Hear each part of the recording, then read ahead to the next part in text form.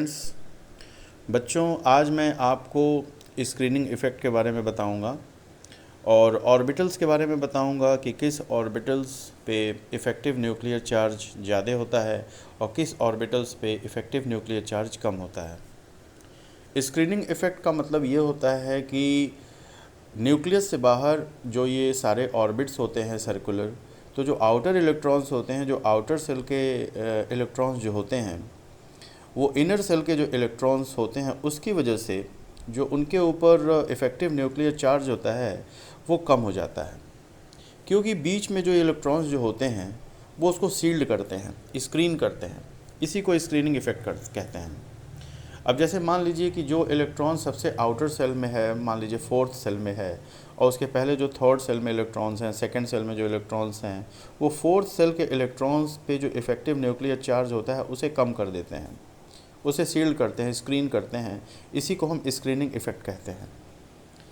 और एक चीज़ और इसी के कंटिन्यूटी में मैं आपको बताऊं कि जो ऑर्बिटल्स होते हैं, जैसे एस है, एस पी डी एफ, ये जो सब सेल्स हैं, तो इस पे जो न्यूक्लियर चार्ज होता है वो डिपेंड करता है कि कौन सा सब सेल न्यूक्लियस से ज़्यादा नज़दीक है।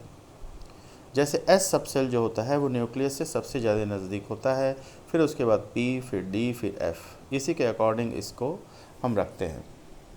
और दूसरी बात ये भी होती है कि वो सब सेल किस सेल में है।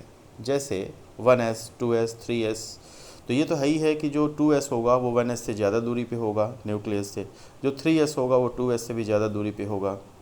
इस वजह से धीरे धीरे जो इफ़ेक्टिव न्यूक्लियर चार्ज होगा वो जब सेल्स धीरे धीरे इंक्रीज़ करेंगे तो वैसे भी इफ़ेक्टिव न्यूक्लियर चार्ज कम होता चला जाएगा। अब जैसे मान लीजिए एक एग्ज़ाम्पल हम लेते हैं, 2s और 4p। 2s और 4p में से अगर कोई पूछता है कि इसमें जो इलेक्ट्रॉन्स हैं तो किस पे इफ़ेक्टिव न्यूक्लियर चार्ज या किस पे न्यूक्लियर चार्ज ज़्यादा होगा, तो आप सीधे आप बताएंगे कि हमने जो लिया है 2s एंड 4p, तो जो 2s होगा उस पर इफ़ेक्टिव न्यूक्लियर चार्ज ज़्यादा होगा और 4p पे कम होगा। अब मान लीजिए दूसरा एग्जांपल हम लेते हैं कि एक ही सेल हो और उसके अंदर दो सब सेल्स हों, जैसे कि 4s है, 4p है। और 4s में जो इलेक्ट्रॉन है और 4p पे जो इलेक्ट्रॉन है, इन दोनों पे अगर आप न्यूक्लियर चार्ज को कंपेयर करेंगे तो जो s पे है वो न्यूक्लियर चार्ज ज़्यादा होगा और p पे न्यूक्लियर चार्ज कम होगा, क्योंकि p के डिस्टेंस कंपैरेटिवली s से ज़्यादा होगी न्यूक्लियस से। तो ये स्क्रीनिंग इफ़ेक्ट।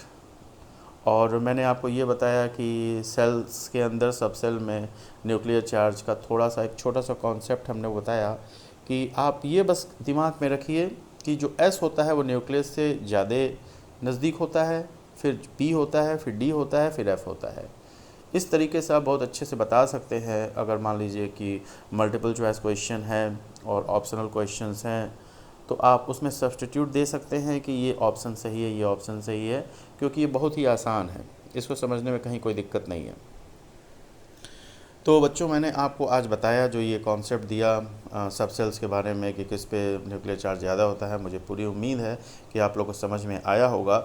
इसमें ऐसा नहीं है कि कोई रिटन वर्क करने की ज़रूरत है, क्योंकि बिगिनर्स के लिए तो पूरी तरह समझाने की ज़रूरत है, लेकिन जो बच्चे 11th में है, 12th में है और सेल्स और सब सेल्स का थोड़ा कॉन्सेप्ट रखते हैं तो उनको ये बहुत आसानी से समझ में आ गया होगा। बिगिनर्स के लिए भी मैं छोटे छोटे वीडियोस इसी तरीके से अभी रिटन वर्क ले करके मैं आऊँगा, और मैं जो 9th में और 10th में जिसमें जस्ट केमिस्ट्री इंट्रोड्यूस होती है, तो ताकि उनको भी आसानी से चीज़ें समझ में आ सकें। तब तक के लिए बच्चों, आप पढ़ाई करते रहिए, खूब पढ़ाई करते रहिए और अपना ध्यान रखिए।